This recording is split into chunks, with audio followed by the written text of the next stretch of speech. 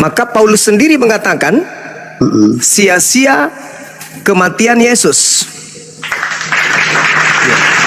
Galatia 2:21, aku tidak menolak kasih karunia Tuhan, sebab sekiranya ada kebenaran oleh hukum Taurat, maka sia-sialah kematian Kristus. Saya ulang pertanyaan saya, apakah ada kebenaran oleh hukum Taurat atau tidak ada?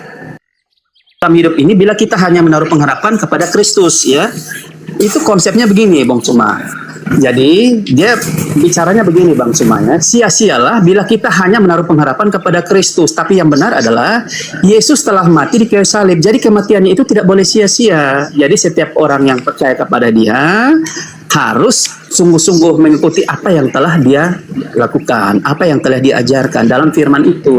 Jadi tidak bisa kita hanya melakukan itu semaunya kita, tapi kematian Dia itu tidak menjadi sia-sia bagi kita. Itu maksudnya. Nah, itu bisa juga kita baca, kalau bisa kita lihat itu ada di 1 Korintus, itu yang berbicara tentang salib itu, kekuatan Allah itu bisa dibaca juga di 1 Korintus, kalau tidak salah ayat 1, 1 Korintus 1 ayat 18, ya.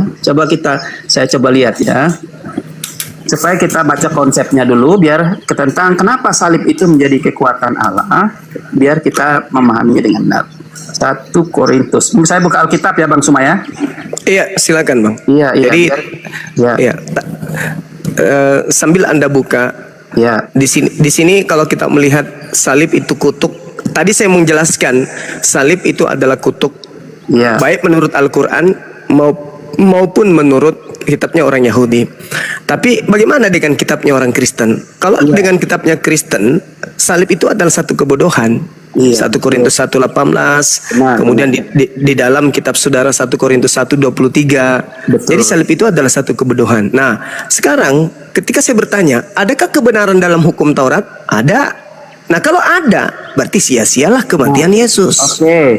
Yang kalau Bang Suma bicara itu, kita baca ya, Bang Suma, ya. Silakan. Kita baca di Efesus 2 ayat 15, ya, ayat 15, biar kita jangan terpaku pada hukum Taurat, ya, dan kitab para nabi, ya.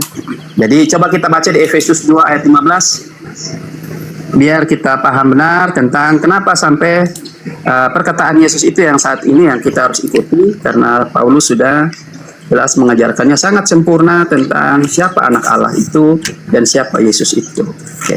Kita lihat di Efesus 2 ayat 15. Coba kita lihat dulu. Saya buka Alkitab dari ayat lama. Iya.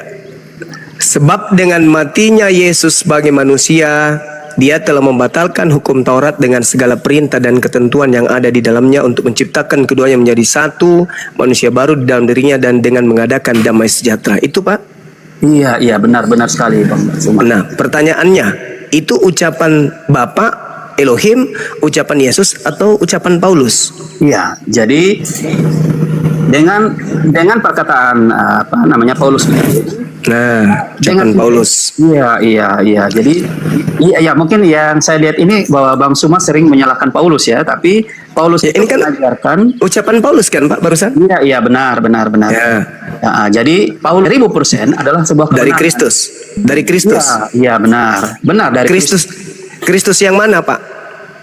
Ya, Kristus yang telah menunjukkan dirinya, yang Bang Suma sering sampaikan itu, bahwa Yesus telah kan Kristus ini kan banyak. Ya. Paulus pun mengakui di dalam 2 Korintus 11 nomor 4 ada Kristus lain, ada Yesus lain. Iya, benar. Jadi yang disampaikan oleh Kristus lain itu, Bang Suma, itu tentang adanya nabi-nabi palsu. Oke. Baik, Pak, baik. Ya. Kita deteksi aja. Ketika Paulus menuliskan surat di Efesus 2:15 bahwa Yesus Kristus telah membatalkan seluruh hukum yang ada di dalam Torah, tolong tunjukkan anak Maria mengucapkan itu di mana dan kapan dan apa isi ucapannya. Silakan. Bagaimana, Bang Suma? Kalau yang menyampaikan kepada Paulus ini adalah anak Maria, bahwa kematiannya adalah untuk menghapus hukum Tuhan dan segala perintah yang ada di dalamnya, tolong tunjukkan di mana Yesus anak Maria katakan itu dan ucapkan itu. Maksudnya Yesus menyatakan dirinya Tuhan. Yesus mengatakan bahwa Dia menghapus seluruh hukum Tuhan. Itu kan Paulus, itu Paulus menerima dari Kristus. Kristus yang mana? kalau itu adalah Kristus anak Maria, berarti Kristus anak Maria yang harus mengucapkan itu. Di mana Kristus anak Maria pernah mengucapkan itu, Pak? Iya, iya. Jadi Bang Suma, jadi apa yang disampaikan oleh Paulus itu, apa juga yang telah difirmankan oleh Roh, karena Roh Kuduslah yang berbicara menggunakan Paulus ya, karena Paulus itu telah dipenuhi oleh kuasa Roh Kudus. Jadi apa yang disampaikan itu adalah kebenaran firman. Nah, Iya, itu dari Yesus, Pak. Maaf, itu dari Yesus anak Maria atau dari Yesus yang lain? ya dari Yesus lah, karena Yesus siapa? Yesus yang mana? Yesus orang Nazaret itu yang telah mati. Yesus anak Maria. Iya, anak Maria yang telah mati. Di mana anak Maria pernah mengatakan ucapan bahwa dia datang untuk menghapuskan, untuk membatalkan hukum Taurat? Bukankah dia mengatakan di dalam Matius 5 nomor 19, barang siapa yang meniadakan hukum Taurat meskipun yang paling terkecil dan mengajarkan kepada orang lain, maka dia akan menempati tempat terhina di dalam kerajaan Tuhan. Dan bukankah juga Yesus mengatakan dalam Lukas 16:17, lebih mudah langit dan bumi lenyap daripada setitik dari hukum Taurat itu dibatalkan. Itu ucapan Yesus anak Maria. Kok tiba-tiba ada Kristus datang kepada Paulus mengajarkan ucapan yang berbeda, sedangkan Yesus itu ada dua. Iya. Itu benar, 1000% benar lah Bang Suma, benar. Jadi kalau kita mau mengenal apakah Paulus ini nabi benar ataukah dia palsu, bisa kita lihat dari ajarannya. Nah, ajaran Paulus itu tidak ada satupun yang bertentangan Lah tadi barusan Yesus, ya. Jadi Yesus Ya. mengatakan lebih mudah langit dan bumi lenyap daripada setitik dari hukum Taurat. Hilang. Ya, betul, Kenapa Paulus mengatakan bahwa seluruh isi Taurat dan seluruh perintah yang ada di dalamnya batal? Itu ilmu dari mana Paulus dapatkan? Iya. Jadi makanya saya sampaikan biar dipahami ya. Jadi Paulus itu menyampaikan tentang kabar-kabar baik tentang keselamatan itu. Jadi dengan kematian Kristus itulah yang telah membawa damai antara manusia dengan Allah itu. Ya, jadi apa yang disampaikan Paulus itu jelas bahwa benar-benar itu dari Roh Kudus. Dan Kok bertentangan? Roh Kudusnya kok bertentangan dengan Yesus, Bang? tidak Yesus mengatakan barang siapa yang meniadakan hukum Taurat meskipun yang paling terkecil lalu mengajarkan kepada orang lain, maka dia akan menempati neraka. itu di mana? Matius 19. Matius 5 nomor 19. Oke, kita baca saja ya Bang Suma ya. Iya, silakan. Tadi saya sudah baca itu, silakan.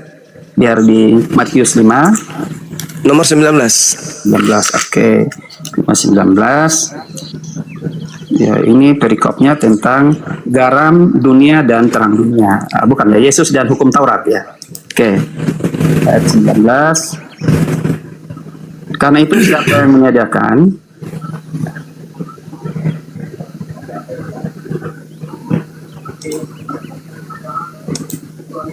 ya, yang gini. Karena itu siapa yang menyediakan salah satu perintah hukum Taurat, sekalipun yang paling kecil, dan mengajarkannya demikian kepada orang lain, ia akan menduduki tempat yang paling rendah dalam kerajaan surga. Tetapi siapa yang melakukan dan mengajarkan segala perintah-perintah hukum Taurat, ia akan menduduki tempat yang paling tinggi di dalam kerajaan surga. Ya, jadi itu berbicara tentang hukum dan segala perintah-perintahnya yang Tuhan perintahkan kepada manusia. Jadi yang Kalau dihilangkan, kalau dihilangkan Pak, dia menempati tempat apa? Masuk surga. Paulus tidak pernah menghilangkan setitik pun. Yang tadi Efesus 5 tadi, Efesus 2 nomor 15 itu apa Pak? Iya, makanya itu yang saya sampaikan bahwa Paulus sampaikan bahwa dengan matinya Yesus itu telah membatalkan hukum Taurat dan segala. Nah, itu ilmu dari mana Paulus dapatkan? Ya Roh Kudus lah, karena Nah, berarti roh apa kan ada dalil 1 Yohanes 4 nomor 1, ujilah setiap roh, sebab banyak nabi-nabi palsu yang datang mengajarkan ajaran yang menyesatkan. Sekarang Yesus mengatakan dalam Matius 5 nomor 19 yang dipelintir oleh Lembaga Bible Indonesia. Di situ dalilnya, karena itu siapa yang meniadakan salah satu perintah dari hukum Taurat sekalipun yang paling terkecil dan mengajarkan kepada orang lain, ia akan menduduki tempat yang hina, elakistos dalam bahasa Yunani. Tempat yang paling hina di dalam kerajaan langit, bukan kerajaan surga. Dalam kerajaan langit. Tetapi siapa yang melakukan dan mengajarkan segala perintah-perintah hukum Taurat, ia akan menduduki tempat yang tertinggi di dalam kerajaan langit. Bukan surga, Pak. Kerajaan langit. Kerajaan langit itu ada dua, ada surga, ada neraka. Kata Yesus, barang siapa yang meniadakan, meskipun yang paling terendah, dan mengajarkan kepada orang lain, maka dia akan menempati tempat terhina di dalam kerajaan langit. Artinya, Paulus dengan mendoktrin Kristen, mengajak orang Kristen meninggalkan hukum Taurat dengan mengatakan Yesus menjadi tumbal untuk menghilangkan segala perintah-perintah Tuhan yang ada dalam hukum Taurat, maka orang-orang Kristen akan menempati tempat terhina dalam kerajaan langit menurut pengakuan Yesus dalam Matius 5 nomor 19. Itu data. Jangan Anda mengatakan tidak bertentangan. Yang satu mengatakan meskipun yang paling terkecil, yang satu mengatakan membatalkan hukum Taurat dengan segala ketetapan yang ada di dalamnya. Yang kecil aja, Pak, menempati tempat terhina, apalagi segala ketetapan. Jadi jangan Anda mengatakan itu ajaran Yesus. Tidak. Yesus anak Maria tidak mengajarkan menghilangkan hukum Taurat. Yang mengajarkan menghilangkan hukum Taurat adalah Yesus palsu yang datang kepada Paulus. Gitu, Pak. Nanti kita bisa lihat di Matius 23 itu tentang Yesus mengecam ahli-ahli Taurat dan orang-orang Farisi, Bang Suma, ya. Kenapa sampai hal itu terjadi? Karena pengajaran-pengajaran mereka itu kelihatannya seperti kebenaran, tetapi sebenarnya telah membelokkan kebenaran itu. Ya, jadi di situ dibilang gini, ya, kalau saya ambil garis besar poin besarnya saja lah, ya. Kalau di pasal berapa ya? 23 ayat 13 ya. Dia bilang gini ya. Celakalah kamu, hai ahli-ahli Taurat dan orang-orang Farisi. Hai kamu orang-orang munafik, karena kamu menutup pintu kerajaan surga di depan orang, sebab kamu sendiri tidak masuk dan kamu merintangi mereka yang berusaha untuk masuk. Celakalah kamu, hai ahli-ahli Taurat dan orang-orang Farisi, hai kamu orang-orang munafik, sebab kamu menelan rumah janda-janda, sedang kamu mengelabui mata orang dengan doa yang panjang-panjang. Sebab itu kamu pasti akan menerima hukuman yang lebih berat. Itu ajaran Yesus tentang ahli-ahli Taurat, ya. Jadi mereka selalu membawa seperti kayak itu adalah sebuah perintah Tuhan, itu adalah sebuah kebenaran. Tetapi sebenarnya ajaran mereka itu hanya untuk memuaskan keinginan mereka. Itu siapa itu, Pak? Yang dimaksud mereka di situ orang Farisi ahli Taurat itu siapa? Ya, untuk bangsa Yahudi sendiri kan. Jadi orang-orang Paulus, yang termasuk Paulus kan? Jadi begini semuanya. Enggak, bukan harus termasuk kita. harus jujur. Anda bukan Anda, emang Anda ahli Taurat, emang Anda itu orang Farisi, ada-ada aja. Celakalah kamu, hai ahli-ahli Taurat dan orang-orang Farisi, hai orang munafik, sebab kamu mengarungi lautan dan menjelajahi daratan untuk mentobatkan satu orang saja menjadi penganut agamamu, dan sesudah ia bertobat, kau menjadikan dia orang neraka dan 2 kali lebih jahat daripada kau sendiri. Pertanyaan saya, siapa orang Yahudi, orang Farisi yang meninggalkan Yerusalem, menyeberangi lautan, menjelajahi daratan, mentobatkan orang-orang Roma? Itu siapa, Pak? Paulus. Nah itu. Kalau bukan Paulus lalu siapa? Ya, jadi itulah yang Yesus sampaikan, supaya benar-benar apa yang disampaikan Paulus itu benar-benar datang dari Tuhan. Jadi bagaimana ceritanya datang dari Tuhan, Pak? Paulus itu Tuhan yang mana yang datang kepada Paulus membatalkan hukum Taurat? Tuhan, Pak, sabar. Tuhan, Pak, ketika dia datang kepada Nabi Musa, apa yang diterangkan kepada Nabi Musa? Di dalam Kejadian 17 nomor 14, barang siapa yang membatalkan sunat kulub, maka bunuhlah, karena dia telah membatalkan perjanjian kekalku.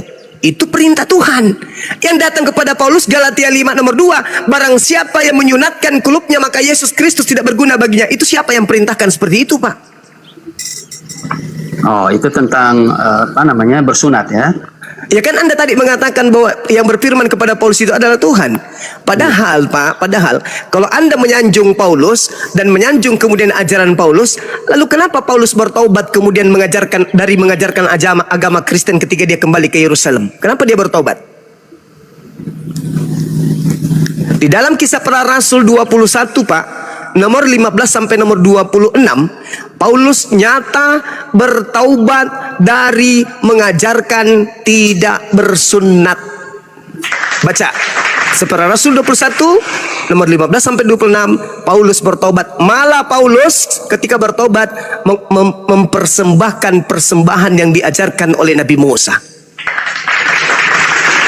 Setelah dia keluar meninggalkan Yerusalem, membuat orang-orang Roma, orang-orang Yahudi, non-Yahudi yang ada di luar sana, termasuk orang-orang Yahudi yang hidup di tengah-tengah bangsa asing, setelah dia pulang dari sana mengajarkan untuk meninggalkan Taurat, kembali dia ke Yerusalem, disuruh sama rabi-rabi untuk bertaubat karena telah melakukan kesalahan fatal, yaitu melarang orang lain bersunat. Baca kitab Anda, Kisah Para Rasul 21 nomor 15 sampai nomor 26. Jadi Paulus ini bertaubat Pak dari mengajarkan agama Anda.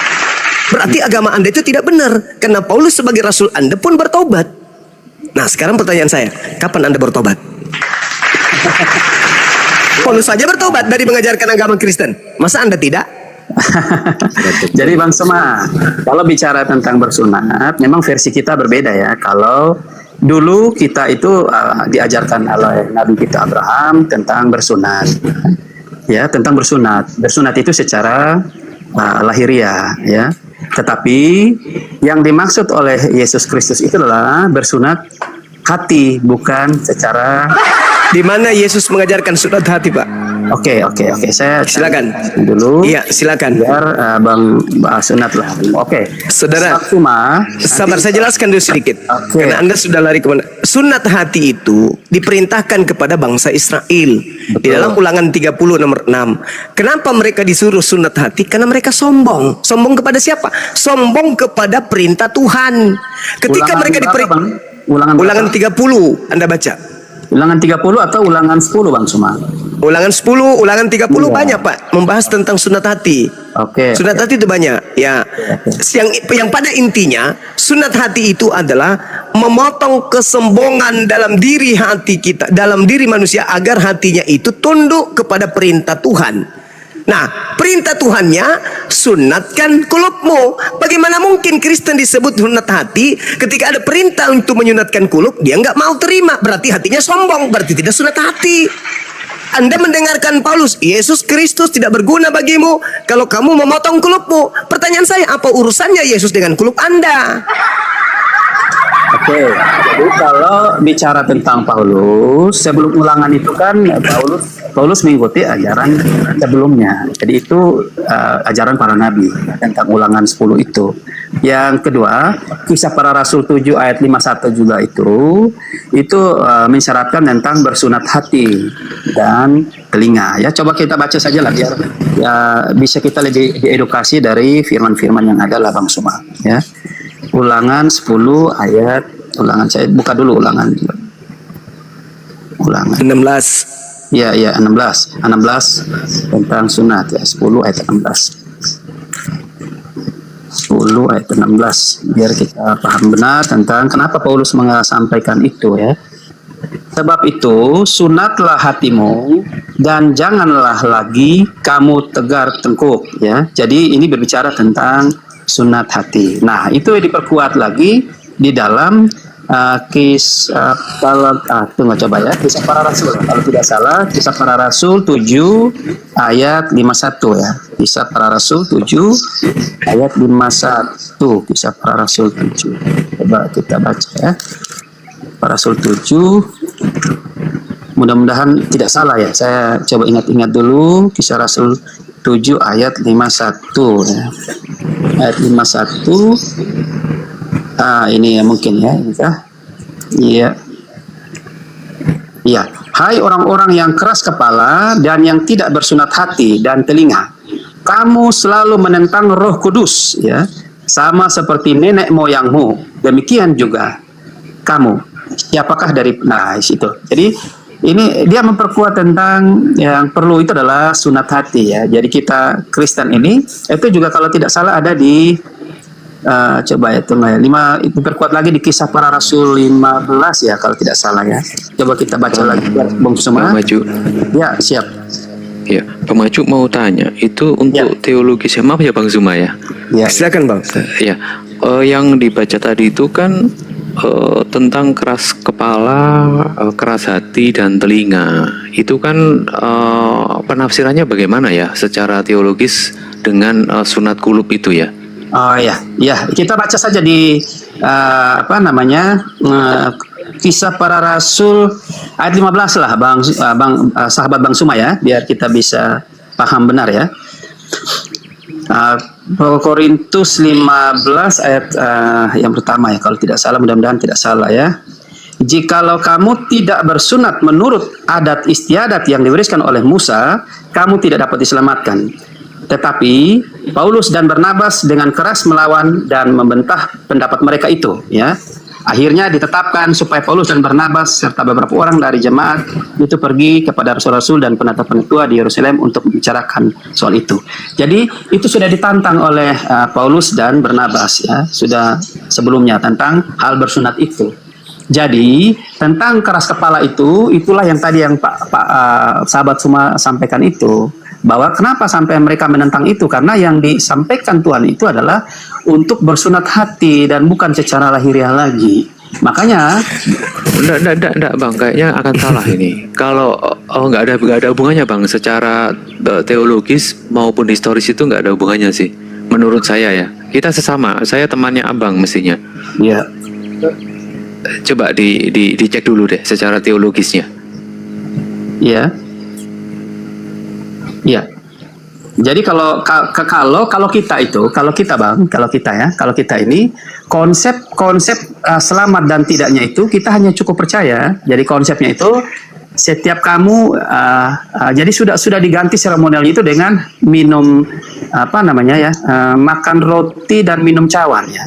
Itu berbicara tentang tubuh dan darah Kristus. Jadi ketika kita bersama-sama memakan roti dan meminum cawan atau minum darah dan makan tubuh Kristus, maka kita sudah bersama-sama dengan Kristus akan diselamatkan. Jadi hal-hal seremonial itu telah diganti dengan kematian Kristus. Makanya perintah Yesus terakhir itu adalah pergi jadikan seluruh bangsa muridku dan baptislah mereka. Karena kematian Kristus itu tidak boleh sia-sia bagi orang-orang yang tidak menerima Dia. Jadi semuanya harus menerima Dia sebagai Tuhan dan Juru Selamat agar semuanya seremonial itu dipatahkan sesuai dengan yang disampaikan tadi di Efesus itu ya. Tentang matinya Yesus telah membatalkan hukum Taurat dan segala perintahnya. Nah, hukum yang baru itu tentang kamu harus makan roti dan minum cawan ya. Jadi cawan yang itu adalah Tuhan Yesus telah menerima semua konsekuensinya di kayu salib, dan meminum cawan itu ya, tentang meminum semua yang tidak benar di dunia ini menjadi tanggungan Dia. Jadi kita harus benar mati di dalam Kristus bersama-sama dengan Dia, yang disebut dengan perjamuan kudus ya. Jadi kenapa orang Kristen itu harus Kayaknya nggak nyambung deh. nggak nyambungnya bagaimana Bang? Kan kita bicara tentang bersunat. Kalau bersunat Sunat hati itu, Saudara Maco, sunat Ya. hati itu kan tradisi Yahudi, Bang. betul. Tradisi Yahudi di mana yang disebut sunat hati itu adalah tunduk berserah diri kepada aturan Tuhan, bukan melawan. Ya confirm Itu. kalau itu Bang Zuma. Ya. Itu sunat Teologisnya hati. begitu. Ya. Iya. Itu yang betul. Nah, sedangkan Kristen malah diajarkan untuk meninggalkan hukum Tuhan. Galatia 5 nomor 1. Galatia 4 nomor 7. Kristen ini tidak lagi hamba Tuhan. Kalau Kristen bukan lagi hamba Tuhan, lalu hamba siapa Kristen ini? Sedangkan Tuhan itu memerintahkan kepada umatnya untuk bertekun dengan setia menjalankan segala ketetapan, ketentuan, hukum-hukum yang datang kepada para utusannya. Itu makanya tadi Bang, kalau berbicara mengenai hukum yang datang kepada Bani Israel, sunat hati itu mustahil jadi Kristen. Karena sunat hati artinya menjadi orang Yahudi yang taat. Makanya Yesus dalam Matius 23 mengatakan apa? Jangan kau mengikuti orang Yahudi. Kenapa? Kamu tidak boleh mengikuti ahli Taurat, orang Farisi, sebab mereka menduduki kursi Musa. Mereka mengatakan tentang Taurat, tetapi mereka tidak mempraktekkan. Makanya dalam hukum Taurat itu Ulangan 27 nomor 26, terkutuklah orang yang tidak mempraktekkan hukum Taurat dengan perbuatan. Hukum Tauratnya sunat kulubmu. Kalau ada orang tidak menjalankan hukum itu dengan perbuatan, terkutuk. Itu dalil, Bang. Makanya orang Yahudi disuruh tunduk kepada hukum Tuhan. Jadi kalau Anda tidak bersunat, perintah Tuhannya apa? Terkutuk. Anda terkutuk karena Anda tidak menyunatkan nonot Anda. Itu dalil. Tapi Paulus kemudian menerima pengajaran dari Kristus yang ada di padang gurun, yang bertentangan dengan ajaran Tuhan. Makanya Yesus mengatakan, waspadalah kepada penyesat yang datang kepadamu dengan memakai namaku Kristus dan berkata, akulah Kristus. Mereka akan menyesatkan banyak orang. Makanya tadi polanya awal, Bang, salib itu kutuk atau berkat. Al-Quran mengatakan kutuk, kitabnya orang Yahudi mengatakan kutuk, Kristen mengatakan di kitabnya kebodohan. Salib adalah kebodohan. Bukan kebodohan, Bang. Kebodohan Salib adalah tidak. Salib adalah kebodohan. Bukan, Bang. Ya, coba kita baca ya. Itu kalau Bang omong itu di 1 Korintus 1:18. Iya. Kita baca Pemberitaan tentang salib memang adalah kebodohan bagi mereka yang akan binasa. Iya, betul. Tetapi bagi kita yang diselamatkan, pemberitaan itu adalah kekuatan Allah. Benar. Bagaimana mungkin? Di mana dasar pijakannya salib itu kekuatan, Bang? Iya, jadi Maksudnya gimana? Iya, biar saya jelaskan ya. Oke, ingat Bang ya, jangan lari dari konteks ya. Iya, Salib adalah kutuk bagi Elohim. Iya, jadi Silakan. jadi begini, dengan kematian Kristus itu, maka salib itu menjadi kekuatan kita. Jadi disitulah dikatakan Yesus Kristus itu, dia pesannya begini ya. Ya, kenapa sampai kita menganggap salib itu kemenangan bagi kita, kemerdekaan bagi setiap orang percaya, yang harusnya semua bangsa-bangsa itu berbahagia. Karena dengan kematian Kristus, kita semua ini menjadi milik kepunyaan Allah. Kita semua telah diselamatkan Allah. Oke, Bang. Ya. Itu ilmu yang muncul belakangan kan? Bagaimana, Bang? Itu konsep yang muncul belakangan dari mimbar gereja kan? Sedangkan yang pertama melakukan penyaliban itu kan orang Yahudi, orang Farisi, mahkamah agama. Dan murni penyaliban itu atas dasar kebencian. Betul. Nah, tolong Anda sebutkan di mana tertulis kalau salib itu adalah berkat. Tadi kan sudah disebutkan kan, Bang? Iya, maksudnya Tuhan yang berfirman salib itu berkat. Saya kan sudah menguraikan kepada saudara bahwa salib itu adalah kutuk. Di mana tertulis? Ulangan 21 nomor 22 23. Salib bagi Yahudi, Bang, salib bagi Yahudi adalah hukuman bagi orang yang melakukan dosa yang sepadan dengan hukuman mati, dan orang itu dikutuk oleh Elohim. Kedua, salib bagi Elohim adalah terjadi terhadap orang yang melakukan dosa besar yang sepadan dengan hukuman mati, dan orang itu dikutuk oleh Elohim. Itu syaratnya untuk disalib. Itu syarat untuk disalib. Pertanyaannya yang sederhana, apa dosa yang dilakukan oleh Yesus anak Maria yang sepadan dengan hukuman mati sehingga dia layak untuk dikutuk oleh Elohim? Ada nggak dosa Yesus? Silakan. Oke, saya jawab ya, Bang Suma, yang baik hati dan semua pendengar yang baik ya. Kenapa kita begitu bangga sekali Yesus Kristus itu harus mati di kayu salib dan akhirnya kita menjadi diselamatkan. Bukan bangsa Israel saja ya, tapi kita diselamatkan. Coba kita baca di kalau tidak salah Yohanes ya. Coba di Yohanes dulu lah. Yohanes lah, coba di ini dulu. Biar kita tahu bahwa kenapa sampai kematian Yesus itu kita tahu apa isinya, Pak? Apa isinya? Yohanes 10 ayat 17 Oke. sampai 18 lah. Coba dibaca, Bang. Coba bantu Oke, baca. silakan. Yohanes 10 nomor 18. 17 18 ya. Adalah bagi. Oke. Bapa mengasihi aku oleh karena aku memberikan nyawaku untuk menerimanya kembali. Tidak ada seorang pun mengambilnya daripadaku, melainkan aku memberitakannya menurut kehendakku sendiri. Berarti Yesus bunuh diri dong? Bukan begitu. Bang, cuma baca dulu, baca selesai. Saya baca. Baca selesai Aku dulu. berkuasa memberikannya dan berkuasa mengambilnya kembali. Inilah tugas yang kuberikan, yang kuterima dari Bapa. Aku yang berkuasa memberikannya menurut kehendakku sendiri. Betul. Nah, boleh nggak Yesus diambil nyawanya sama orang lain? Tidak bisa dong. Dia tidak bisa. Dia yang harus bunuh diri sendiri. Siapapun menyerahkan nyawanya. Dia yang harus Bang Suma, Iya. Yesus itu Allah ya. Jadi dia yang Aduh, parah. Jangan Anda bawa ajaran Paulus dulu, karena Oke. Paulus harus lolos dulu nih. Oke. Paulus harus lolos dulu. Oke Bang Suma, Paulus kita diskusi. Tunggu Bang Suma, saya jelaskan biar kita paham ya sama-sama ya, Bang Suma. Saya sudah paham, Bapak aja yang nggak paham. Oke, siap. Saya jelaskan ya, Bang Suma. Tidak seorang pun mengambil daripadaku, melainkan aku yang memberikannya menurut kehendakku sendiri. Iya, Betul? betul. Ah, artinya tidak ada yang bisa membunuh Yesus selain Yesus bunuh diri. Oke. Oke Bang Suma, saya lanjutkan ya Bang Suma. Nanti baru kita berdiskusi ya, biar saya jelaskan dulu. Saya lanjut ke ayat berikut ya Bang Suma. Oke. Iya, silakan. Coba kita baca sama-sama di Bang Suma, tolong bantu saya ya. Ada, kalau saya ingat saya dulu, Matius 27 ya, 27 59. ayat 51 51 sampai 53 Bang Suma. Coba dibantu baca dulu Bang Suma. 51. 51 sampai ayat 53 sajalah. 53 saja, 51 53. Dan lihatlah tabir bait suci terbelah dua. Itu ya? Iya, betul sekali Bang Suma.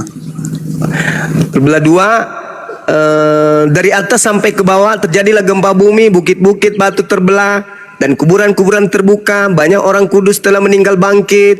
Kemudian 53-nya, dan sesudah kebangkitan Yesus, mereka pun keluar dari kubur, lalu masuk ke kota kudus dan menampakkan diri kepada banyak orang. Apa yang Anda ingin jual di sini? Iya Bang Suma. Jadi Apa tuh? tadi kita bicara tentang Yesus memberikan nyawanya dan dia dapat mengambil hal itu. Kematiannya itulah yang membawa kemenangan bagi kita semua. Jadi salib itu bukan kutuk, tapi kemenangan bagi kita. Mana dalil? Dalilnya?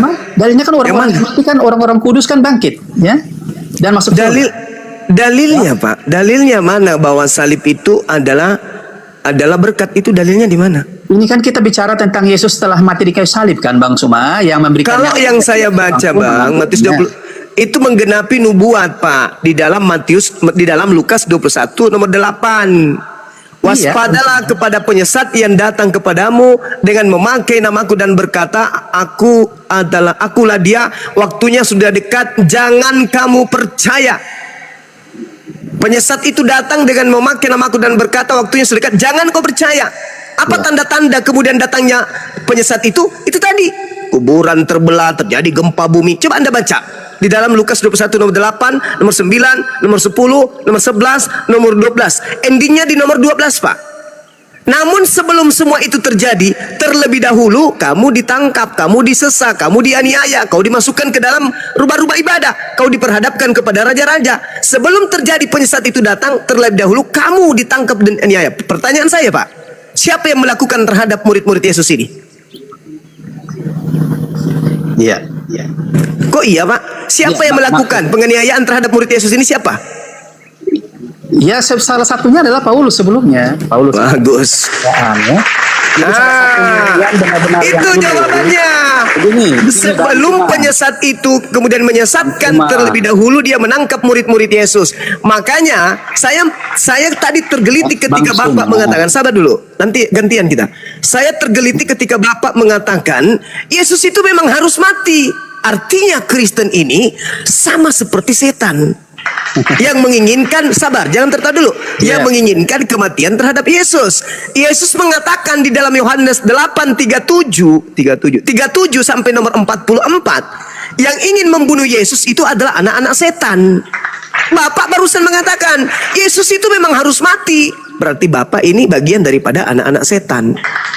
Iblislah yang menjadi bapakmu dan kamu mau melakukan keinginan-keinginan bapakmu. Kepada siapa Yesus mengatakan itu? Kepada orang-orang yang ingin membunuh Yesus. Hanya iblis Pak yang mau Yesus itu mati. Kalau pencipta langit dan bumi tidak mau Yesus itu mati, nggak mau. Iya.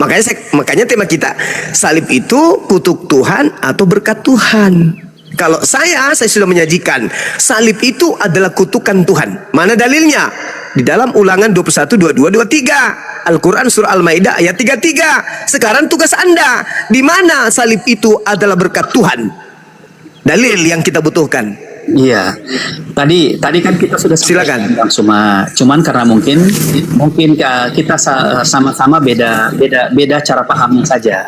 Jadi yang saya sampaikan itu tentang ketika Yesus mati di kayu salib memberikan nyawanya, maka salib itu adalah satu kekuatan Allah yang luar biasa yang akan mempersatukan kita dengan tubuh Pak, Kristus. ayatnya bang, di mana mungkin Bang Zuma kita jelaskan dengan ayat mungkin akan lebih jelas gitu Mas. Iya, coba. Saya sudah jelaskan di Yohanes 10 ayat 17 sampai 18, cuman beda kita pemahaman. Yang kedua ada di Matius 27 ayat 51 sampai 53. Yesus Pak, waktu dia mati, orang-orang Bapak. kudus naik ke surga. Terus yang berikut Bang Suma, coba Pak, kita kalau yang Wahyu Ya. 20 ayat 6 lah Bang Suma ya. Pak, yang saya minta Ya. perkataan Tuhan Elohim. Ya. Perkataan Tuhan Elohim yang mengatakan salib itu kutuk. Ingat Pak ya, salib itu hukuman orang-orang Yahudi dan orang-orang Roma. Orang Roma menyalib seseorang itu karena penjahat nasional. Orang Yahudi menyalib orang itu karena melakukan dosa besar yang sepadan dengan hukuman mati yang dikutuk oleh Tuhan. Itu cuman ada dua yang melakukan hukuman salib. Orang Yahudi karena hidup di bawah pemerintahan Roma, dan orang Roma yang memang itu adalah cara menghukumnya. Nah sekarang salib ini di Kristen adalah lambang keselamatan. Sedangkan salib itu asalnya dari Yahudi dan Roma. Roma menyalib seseorang karena penjahat. Yahudi menyalib seseorang karena dikutuk. Iya. Nah sekarang kenapa bisa jadi berkat di Kristen? Kalau Anda mengambil data misalnya dalam Yohanes 10 nomor 18-19, itu tidak ada korelasinya di sana. Yesus memang mati-matian memperjuangkan, rela dia mati di hadapan Tuhan, menyerahkan nyawanya demi mengajarkan ajaran Tuhan kepada Bani Israel. Tidak ada nabi pengecut Pak. Yesus mengatakan tidak seorang pun yang dapat mengambil daripadaku nyawaku, melainkan aku memberikannya menurut kehendakku sendiri.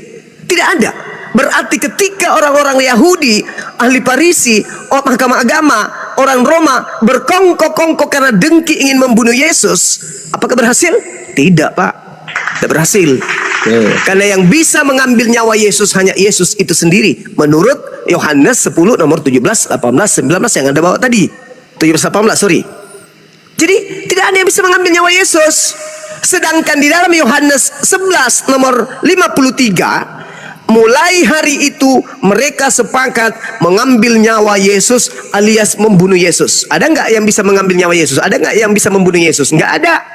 Kata Yesus di dalam Yohanes 10 nomor 17, 18, tidak ada yang bisa mengambil nyawaku, tidak ada yang bisa membunuhku kecuali aku sendiri.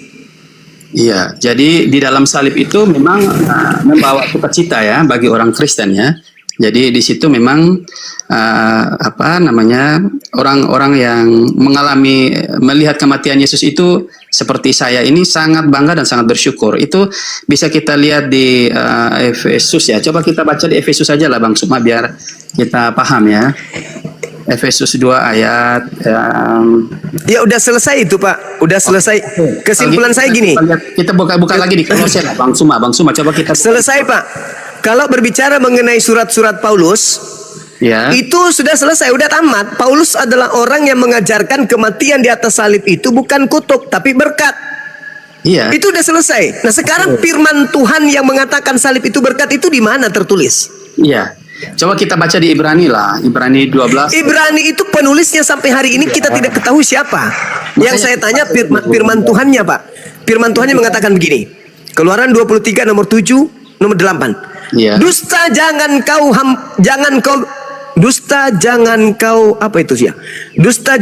sebar-sebarkan. Iya. Orang yang benar jangan kau bunuh, orang yang tidak bersalah jangan kau bunuh. Sebab aku Tuhan tidak akan membenarkan orang yang bersalah. Kalau Tuhan sudah mengunci seperti itu Pak, dan Yesus ini orang benar, Yesus ini orang yang tidak bersalah, lalu atas dasar pijakan apa Anda senang atas kematian Yesus? Iya. Sangat bangga Bang Suma. Oke, kita coba. Tapi Tuhan melarang jangan membunuh Yesus. Kenapa Anda bangga? Oke. Bang Suma, kita baca begini Bang Suma. Kita mungkin beda paham ya, makanya tadi saya bilang. Bukan beda paham, Anda dan Tuhannya Yesus beda paham, bukan Oke. saya. Oke Bang Suma, makanya tadi saya pembuka itu saya sampaikan bahwa untuk memahami konsep Alkitab harus ada Roh Kudus dulu dalam hidup kita. Inilah coba. Sekarang saya tanya tentang Roh Kudus, Pak. Roh Kudus ini bertentangan dengan Tuhan atau melawan Tuhan? Bagaimana? Ayo, Roh Kudus yang Anda maksud ini melawan Tuhan, melawan Tuhan atau taat kepada Tuhan? Roh Kudus, ingat Pak, Yohanes 6:16 kata Yesus di data nomor 7, 8, 9, 11, 12 dan juga 13-nya, Roh Kudus tidak berkata-kata dari dirinya sendiri, melainkan apa yang didengarkan dari Tuhan, itulah yang disampaikan. Nah sekarang Tuhannya berfirman, jangan kau membunuh orang yang benar, jangan kau membunuh orang yang tidak bersalah. Berarti Roh Kudus harus tunduk kepada perintah itu. Roh Kudus yang Anda maksud, Roh Kudus yang bertentangan dengan Tuhannya Yahudi, atau Roh Kudus yang justru tunduk kepada Tuhannya Yahudi? Mana yang Anda maksud Roh Kudus ini? Jangan-jangan roh setan? Oke, itunya.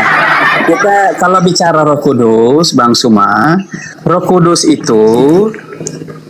itu datang ke dunia itu karena diutus oleh Allah dalam nama Yesus Kristus, Bang Suma. Yesus Kristuslah yang meminta Roh Kudus itu datang ke dunia. Jadi apa yang disampaikan Paulus itu adalah rohnya Tuhan, ya, karena Roh Kudus, karena Yesus yang meminta untuk menyertai orang percaya. Rohnya Tuhan, rohnya Tuhan bertentangan dengan Tuhan nggak? Ya tidak mungkin dong Bang Suma. Tidak mungkin. Ya. Sekarang Tuhan melarang membunuh orang yang tidak bersalah. Ya. Boleh nggak Yesus dibunuh menurut Roh Kudus? Ya memang harus, wajib Yesus harus menyelamatkan. Oke. Bagaimana Anda mengatakan harus? Sementara Tuhan tidak menginginkan pembunuhan terhadap orang benar. Yang membunuhnya kan itu orang Yahudi, Bang Suma. Ya, Iya. yang membunuhnya adalah orang Yahudi. Tuhan tinggal diam ketika orang benar ini ingin dibunuh. Tuhan tinggal diam, Tuhan merestui, Tuhan mengiyakan, Tuhan mengaminkan, Tuhan membiarkan, atau Tuhan akan membelanya? Kalau dari tadi yang saya dengar yang pakai mana? Pasal Yohanes kah? Ya, Yohanes. Ini soal Tuhan membenarkan atau tidak. Ini kan soal dia punya yang Yohanes 10 ayat berapa tuh tadi? 17 18. Oke, saya baca yang dari sebelum dari ini ya, dari ayat sebelumnya ya. Ya. Sama seperti Bapa mengenal aku dan aku mengenal Bapa, dan aku memberikan nyawaku bagi domba-dombaku. Ada lagi padaku domba-domba lain yang bukan dari kaum ini, dari kandang ini. Domba-domba ini harus kutuntun juga, dan mereka akan mendengarkan suaraku, dan mereka akan menjadi satu kawanan dengan satu gembala. Bapa mengasihi aku karena aku memberikan nyawaku untuk menerima kembali.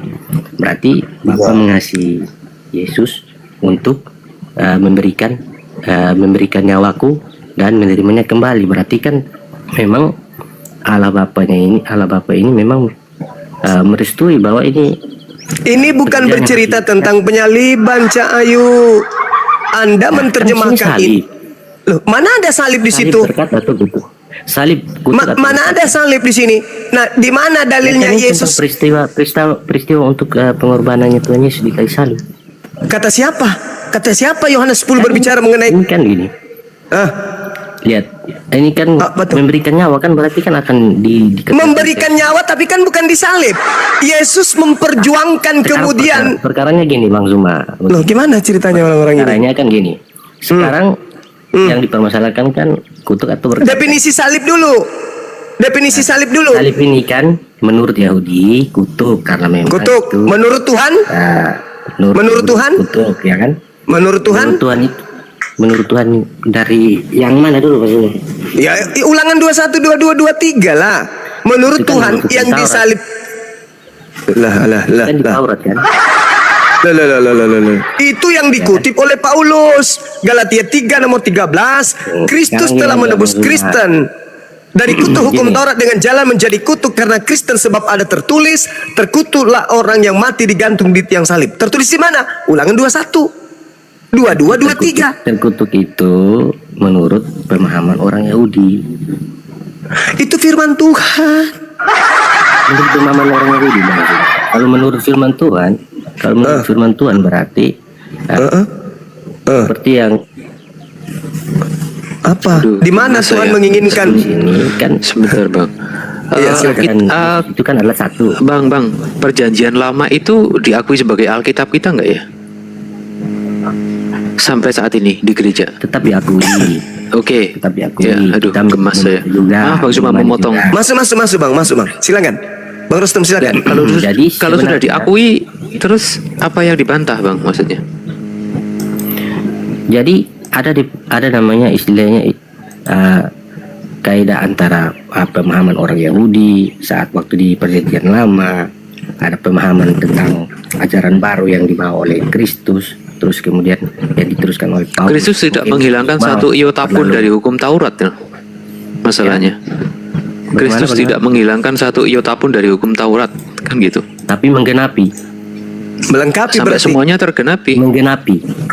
Iya, menggenapi itu dihilangkan atau melengkapi? Menggenapi itu adalah tahu menggenapi artinya semua yang tertulis itu telah digenapi, bukan menghilangkan atau menambah atau bagaimana, itu menggenapi. Genap bahwa dengan kematian sedikit. Kok kematian? Kok digenapi dengan kematian? Pak, Maksudnya salib ini dulu apa? Salib ini hukuman untuk siapa salib ini? salib itu kan dikenakan kepada Yesus karena sifatnya istilahnya pengertian dari ahli-ahli Farisi, ahli-ahli Taurat itu bahwa ajaran yang Yesus bawa ini akan merusak tatanan yang sudah mereka kerjakan selama mereka menjadi ahli-ahli Taurat yang mereka kerjakan dengan hukum Salib Taurat. ini apa, Bang? Salib ini hukuman untuk siapa salib ini? Hubungan kepada orang yang mereka sangat salah, Nah, Yesus ini apa salahnya? dipersalahkan. Gitu. Yesus ini apa salahnya? Salahnya itu adalah salah bukan salah menurut orang Kristen ya, salah menurut ahli-ahli Taurat. Apa salahnya Yesus sampai dia harus disalib? Yang kami orang Kristen imani bahwa ahli Taurat mempersalahkan Yesus karena dia menentang apapun yang mereka ajarkan soal kebiasaan-kebiasaan orang Yahudi, seperti tidak boleh memberi persembahan di hari Sabat atau tentang banyak lah. Mungkin saya tidak hafal semua, sekarang saya juga bukan ahli Alkitab, tapi terima kasih nih Bang Sunga. Sebelumnya saya ini jarang baca Alkitab nih. Sangat jarang. Setelah mulai saya nonton, saya cuma baca-baca juga. Cuman dari sini saya mulai merasa bahwa ini adalah ajaran yang benar, bahwa ada korelasi antara hukum Taurat, ada korelasi antara ajaran Kristen. Iya, juga kembali aja, Bang. Salib itu hukuman untuk siapa? hukuman kepada orang yang bersalah. Nah, Yesus apa salahnya? Menurut ahli Taurat dan Yahudi. Enggak, jangan menurut. Kan Anda sudah mengimani kematiannya. Anda kan sudah mengimani kematiannya. Nah, apa salahnya Yesus sampai dia harus dibunuh? Itu kan salahnya itu kan menurut ahli Taurat, bukan menurut Ya. umat Kristen. Maksudnya gimana ini?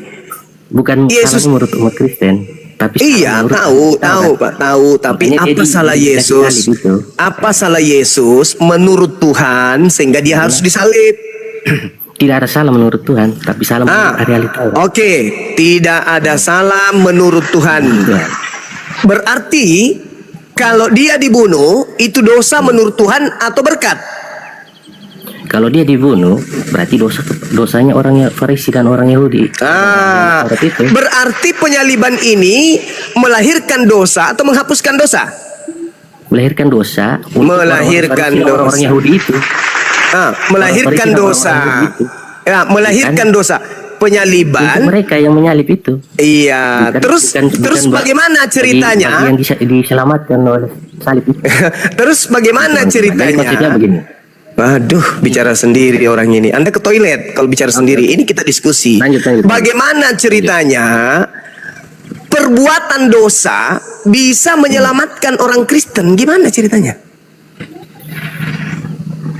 Dosa itu kepada siapa dulu itu? Dosanya siapa dulu itu? Loh, kan penyaliban terhadap Yesus itu dosa. Balik. Dosanya balik.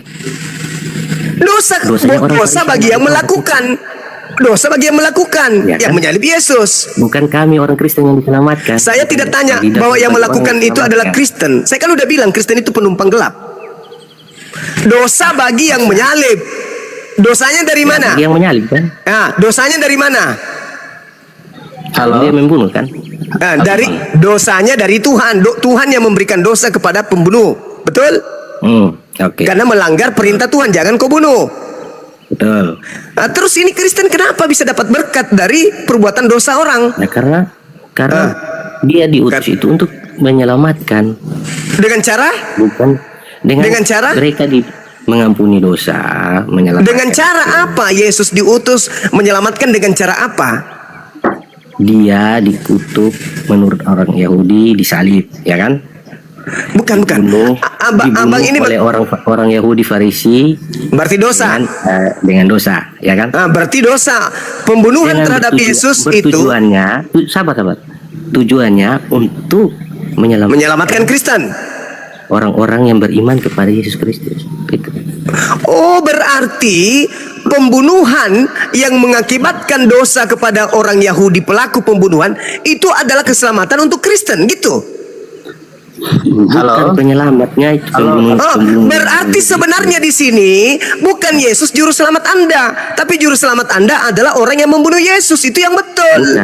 Bukan. Loh. Salah. Kuncinya bagaimana? Salah. Coba Kok salah? Coba pikir logikanya ya.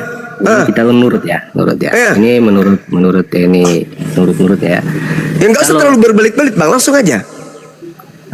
Yesus diutus apa? Untuk mendamaikan manusia dengan Allah. Dengan cara apa?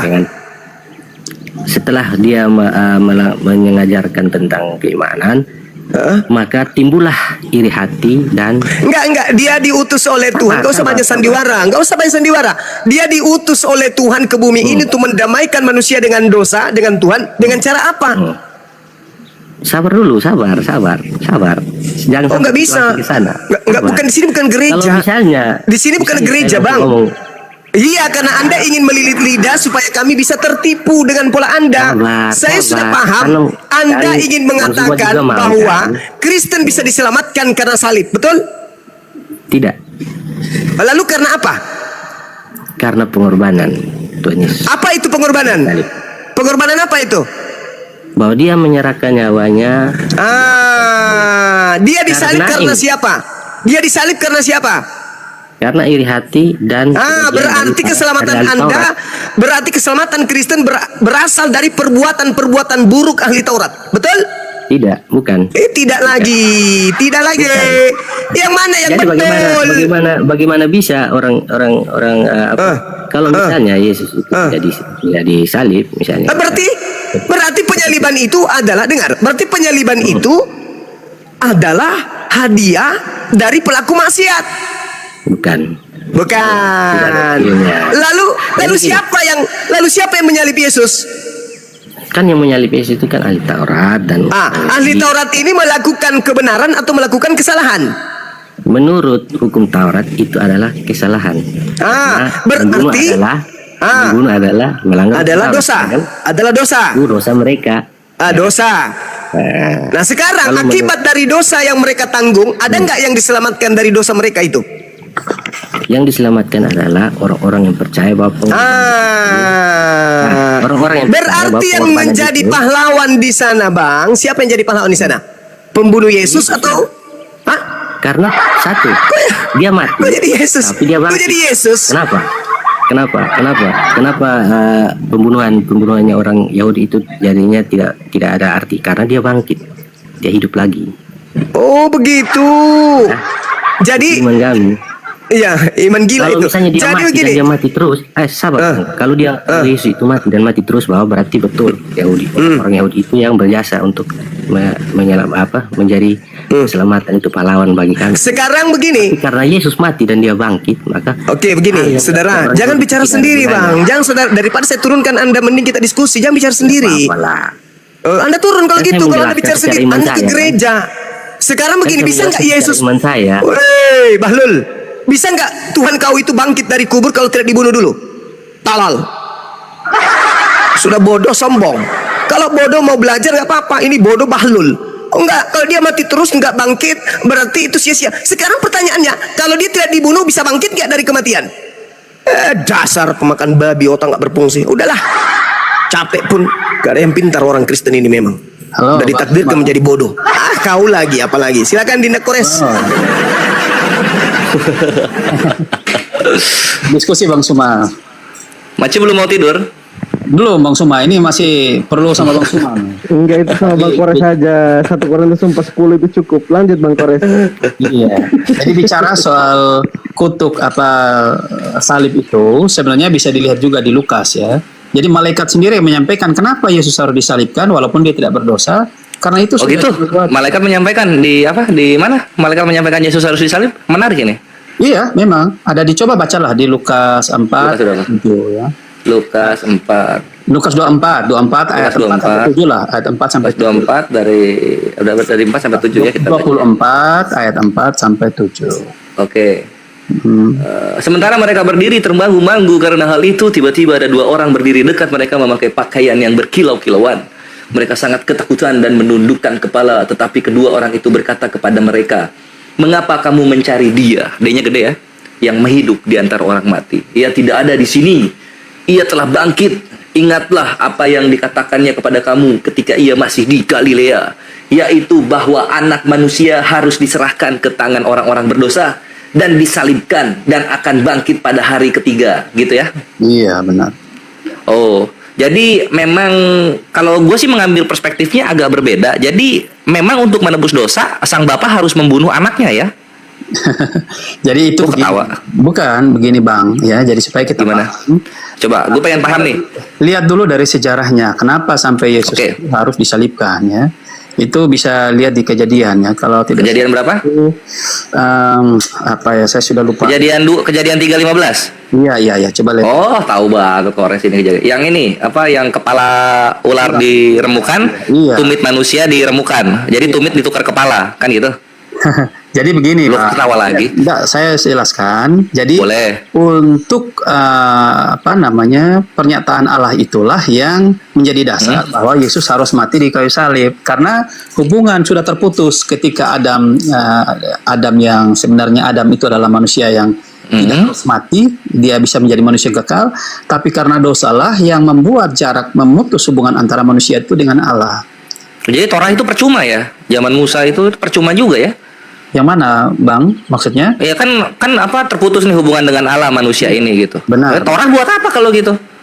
Jadi biar saya jelaskan. Jadi, Jelaskan lagi. ya, oke. Mungkin boleh saya bertanya juga, Bang, karena Bang sebut soal Musa ya, Musa. Iya. Sedikit ya, Bang ya. Boleh. Kita diskusi ya, boleh ya. Oke. Boleh banget. Allah itu bisa salah tidak, Bang? Allah itu bisa salah nggak bisa dong. Kalau salah berhala jatuhnya. Amin. Saya sepakat 1000% Amin. sepakat Allah tidak mungkin salah ya. Iya. Oke. Kenapa sampai Allah mau mengeluarkan bangsa Israel dari Dari Mesir. Nah, benar. Oke. Abang berarti satu paham ya? Kita Satu paham. Alasannya apa ya? Kenapa sampai Allah bisa, kalau Allah tidak pernah salah, kenapa dia harus kasih keluar bangsa Israel ya yang sebenarnya yang menciptakan masalah ini ya? Iya. Allah itu pemilik bangsa Israel bukan? Ya, Abang jelaskan aja karena sekarang saya. Oke gini, jadi dari perspektif Islam gitu, Tuhan itu nggak berhak ditanya gitu. Iya. Terserah dia mau ngapain manusia. Iya. Nah, ketika Tuhan itu ingin menyelamatkan bangsa Israel dari perbudakan bangsa Mesir gitu kan, itu atas kehendak Tuhan. Betul. Memang Tuhan maunya begitu, gitu. Kenapa kita harus demo atau menuntut? Anda Tuhan harus punya alasan melakukan ini. Kenapa harus begitu? Nah, kita sebagai manusia, kita mengambil hikmah yang didapatkan ketika Tuhan menyelamatkan bangsa Israel ini dari perbudakan bangsa Mesir. Di situ apa hikmahnya? Di sini menyatakan bahwa keselamatan dari Tuhan itu ada, dan Bani Israel itu akan dipilih nantinya sampai waktu yang ditentukan menjadi bangsa yang melahirkan banyak nabi-nabi di dalamnya. Amin. Gitu. Iya. Nah, itu hikmah yang kita ambil, bukan alasan Tuhan mau ngapain, hikmah yang kita ambil. Gitu, Mabre. Terus Berarti Allah tidak salah dong waktu menjanjikan tentang dari keturunan mula akan menginjak kepala, tidak salah kan? Jadi dari keturunan, kejauhan dong kalau ngambil ke sana. Ini Adam ini bukan cuma bapaknya bangsa Israel gitu. Lu kira bangsa Asuria, bangsa Mesir lahir dari botol keratineng? Kan enggak. Itu dari Adam juga gitu. Iya, iya. Nah, kalau Allah itu ini berwujud enggak, Bang? Allah. Tuhan itu berwujud. Iya, Tuhan itu berwujud tentunya. Berwujud apa ya, Bang ya? Kalau Allah Berwujud apa? Kalau Allahnya orang Kristen berwujud manusia, Berwujud manusia, Allahnya orang Kristen. Oh, Iya, kalau di kami Tuhan berfirman, segala sesuatu yang kamu sembah selain Allah hanyalah berhala-berhala yang serupa juga dengan kamu dan lemah seperti kamu. Jadi dalam konsep Islam, Allah menitikberatkan kepada kami, Tuhan itu tidak ada sesuatu pun yang menyerupainya. oh ya. Apapun itu, nggak ada yang menyerupainya gitu. Oh, kalau Allah kita dari sejak awal sebelum dunia ini ada, dia sudah berupa manusia. Sebelum Dia sudah Berarti dia sudah berupa manusia. Waduh. Iya. Oh, ini silakan. Oke, kita baca ya. Bisa kita buka dalilnya, bisa biar bisa dipahami ya, Bang ya. Allah Iya, boleh. kenapa saya. sampai dasarnya Allah orang Kristen itu berwujud ya? Tunggu ini Pak Rosrum, nanti kita lihat dulu ya. Dia dalilnya dari mana gitu? Tuhan itu bentuknya manusia. Silakan. Bisa ya? Kita Boleh, diskusi kan? Boleh ya? Bukan, kita lagi kontes nyanyi. Iya, diskusi. Silakan. Oke. Coba kita buka di kalau tidak salah itu saya ingat dulu Kejadian 1 ayat 26 ya. Iya, 26 sampai 27. Iya, 26 sampai 27 kalau tidak salah. Iya. Bisa dibantu Nah, di Mas sini Bang? bisa. Ini sesuai terjemahan ya, Ikhwan ya. Untuk yang udah tahu dalam bahasa Ibraninya gimana, kita diam dulu. Baiklah, kita menjadikan manusia menurut gambar dan rupa kita. Koma, dah. Itu kan poinnya kan? Iya. Rupa. Iya. Iya. Jadi yang Nah, itu dalilnya. Sekarang Pak Rosrum silakan, apa tadi yang mau ditanyakan? Sempat kepotong. boleh. Enggak, dilanjut aja nih. Dilanjut. Tadi saya mau ke sana juga sama. Coba lanjut aja dulu. Oke, silakan Mancu dilanjut. Iya. Halo. Iya. Oh ya, halo. Jadi kenapa sampai kita meyakini Yesus itu Tuhan ya? Karena sampai detik ini pun yang gambar dan serupa itu telah menjadi manusia ya. Makanya di Kejadian 1 dan seterusnya bisa dibaca bahwa pada mulanya adalah firman, dan firman itu bersama-sama dengan Allah, dan firman itu adalah Allah. Terus yang sudah familiar, firman itu telah menjadi manusia di Yohanes itu ya. Jadi memang luar biasanya kita tetap memegang teguh bahwa Yesus Kristus Tuhan itu karena yang namanya Allah itu pasti penuh kuasa ya. Allah itu pasti penuh kuasa.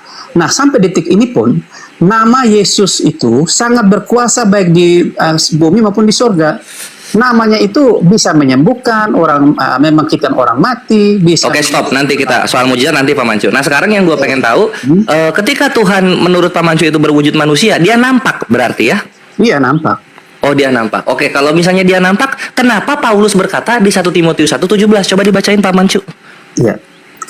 Matius bisa dibantu baca? Enggak, bukan. 1 Timotius 1:17. Timotius 1:17 gitu. Ya. Ini kan katanya Tuhannya berbentuk manusia dan nampak gitu. Terus apa maksud Paulus begini? Hormat dan kemuliaan sampai selama-lamanya bagi Raja segala zaman, Allah yang kekal, yang tak nampak, yang esa. Amin nggak Pak Mancu? Amin. Amin. Nah, Ya. kenapa Pak Mancu kontradiksi dengan Paulus? Iya, jadi Manusia nampak. Oke. Ini Paulus bilang Allah yang kekal, yang tak nampak. iya. Jadi Gimana itu? tak nampak itu karena dia telah ke surga, Bang. Ya, jadi Oh, karena tak nampak itu karena dia telah ke surga. iya. Kan waktu Paulus kan sudah mengalami langsung juga kan. Jadi Yesus itu datang dengan kemuliaannya dia, makanya matanya sampai buta. Jadi karena matanya buta itu, ya, matanya Aduh, taruh nih. Iya, ini kan Oke, ini karena sudah ke surga. Menarik ini. Coba kita lihat berikutnya, kita mundur sedikit, kita mundur satu pasal di 1 Timotius 1:16 Pak Mancu. 1 Timotius 1:16. Oke, Bang Suma. Itu Oke, kita baca ya. Iya. 1 Timotius 6:16, sorry.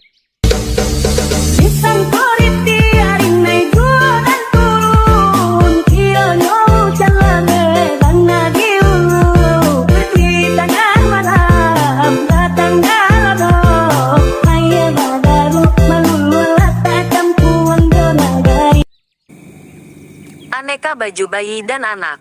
Kebutuhan Anda bisa Anda beli lewat channel kami. Klik pojok kiri bawah dan kunjungi toko. Terima kasih.